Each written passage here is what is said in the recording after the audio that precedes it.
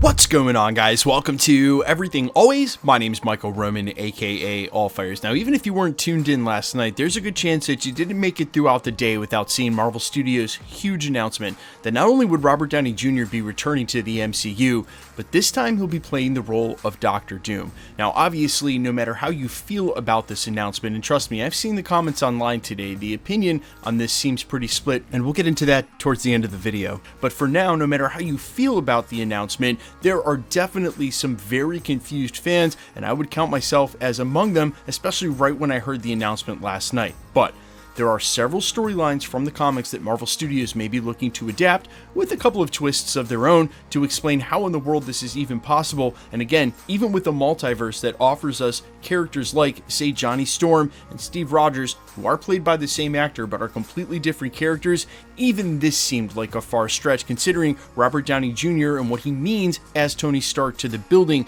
of the MCU in the first place. But regardless, whether you love it or hate it, we're going to break down exactly how in the world Tony Stark is back as Victor Von Doom. But first, if you could grab the subscribe button, we do daily Marvel content at the channel. That's all we do, and in fact, we're going to announce a brand new PS5 winner for Deadpool and Wolverine at the end of this video. So if you want to be entered to win for our ongoing PS5 giveaway or any future giveaways, all you got to do is leave a comment. If you want, stick around at the end of the video. We get into all the giveaway stuff and announce a brand new PS5 winner there.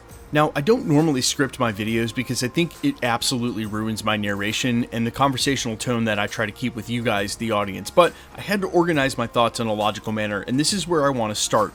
Regardless, as we start to work through this, what the truth ends up being about Robert Downey Jr., and we may not know really until the film comes out 2 years from now to officially explain how in the world this is happening, but there are some things that were said specifically last night on stage where you can read between the lines. That's what we're going to focus on. One of the last things that Kevin Feige said as everybody was exiting the stage after this enormous reveal was, "Does anybody have any questions? Just kidding, we'll see you guys later." They are all acutely aware of the kind of shockwaves that this sort of announcement was going to make and how much is on the line for Tony Stark's legacy, Robert Downey Jr.'s legacy, the Russo's legacy, and of course Marvel Studios trying to stick the landing with the Multiverse Saga. They would not have waded into waters as deep as this if they hadn't thought this one all the way through. And while they may not have all the answers themselves, my thoughts are Kevin Feige acknowledging that people were going to have a million questions, mean that they've already played through those million questions themselves. They know a way forward, and that's another thing that you heard one of the Russos mention as almost the exact same verbiage, that they had figured out a way forward. So no matter what your opinion on this is, if you're panicked because you're worried that they just did this rashly and they don't have any idea what they're doing, I would not think that's the case. It would be much easier for Robert Downey Jr. and the Russos to not do this, so they must have an absolute banger idea of a story to go ahead and make this move. Now, again, we might not know for another some years exactly what's going on here, but logically it's one of two things. It's either a version of Tony Stark that ends up becoming Dr. Doom, or a version of Victor Von Doom that happens to look like Tony Stark from the 616.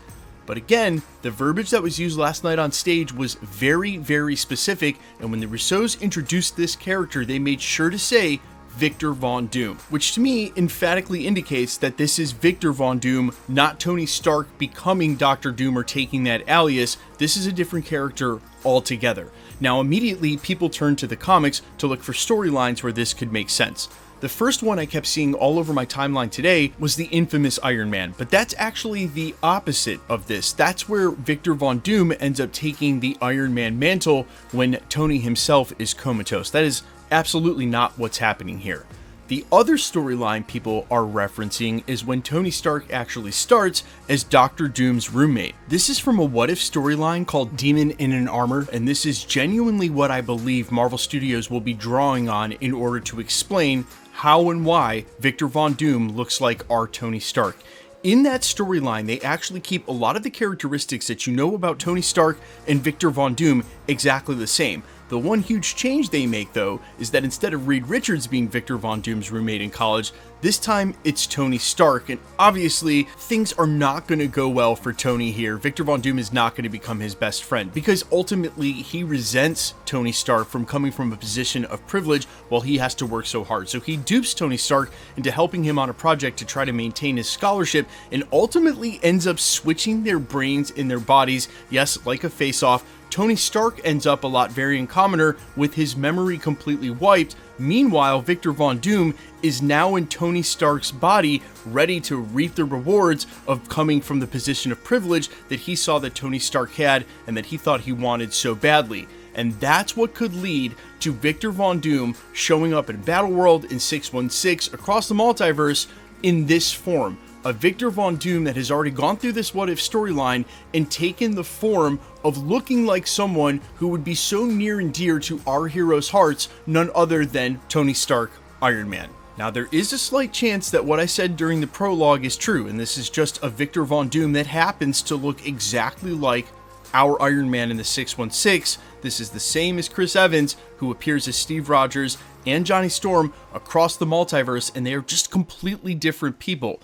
But with this storyline existing the way it does already, and with what Robert Downey Jr. meant as an actor to the MCU, there's just too much on the line for them personally, outside of the cinematic universe, let alone the legacy of Tony Stark inside the cinematic universe.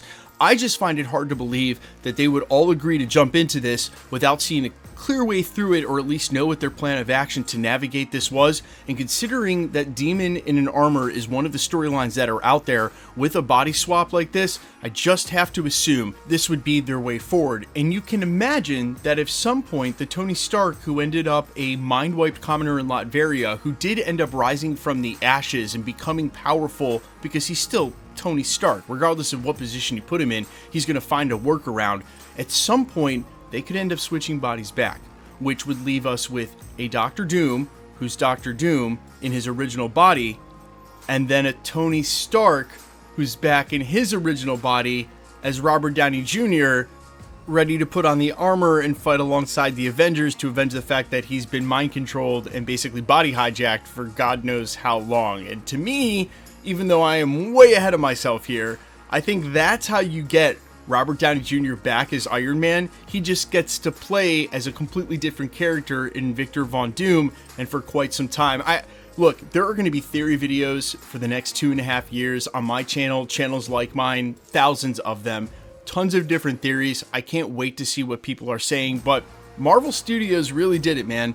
They announced probably the one thing that could have been the craziest announcement last night and that none of us saw coming. And yeah, I know Jeff Snyder over on this Hot Mic podcast broke this a couple of weeks ago, and definitely kudos to him. Whoever that source is, man, they were right on the money, and he's actually been establishing quite a track record as of late. So it was out there, but it was out there and it was so unbelievable, we didn't even cover it at the channel because that's how ridiculous I thought the idea was. So Marvel Studios definitely found one of the things that was going to blow everybody's mind and ran it out there. It's just that now they've got to logistically follow this up in a way that makes sense. And I know, again, everybody last night was mind blown. I was too, and didn't know what to make sense of it. But after watching the panel back several times, and again, hearing Kevin Feige so jokingly ask the crowd if they had any questions and then say, just kidding, good night, knowing dang well everybody's got a ton of questions, these are questions that they've already thought through. So don't panic if you think this is a Hail Mary from Marvel and that they're panicking and that this is the last ditch effort to try to figure out what to do. No.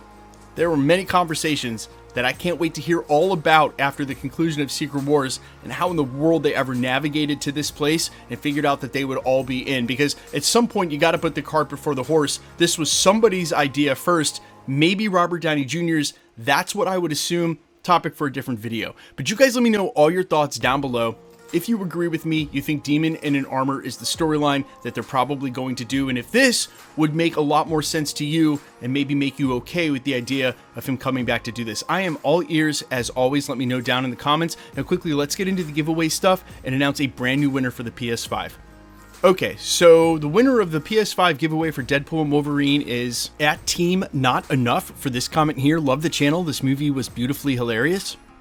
Congratulations. Either DM me on Instagram at IamFires or go ahead and email me on my business email. It's under the About section of the channel. We'll get you verified and get the PS5 right out to you guys. And it's that simple. If you want to be entered to win for any of our future giveaways, and the next PS5 giveaway is right around the corner with Agatha all along. Again, it's super simple to be entered to win. All you got to do, hit the sub button, leave a comment down below. Because it's truly random, the more videos you comment on, the better chance you have of winning. All winners will be announced at the end of videos, the same way we just did here, live with my voice in the winning comments shown on screen. So please be safe on YouTube. Never share your information on a third-party app like Telegram or WhatsApp.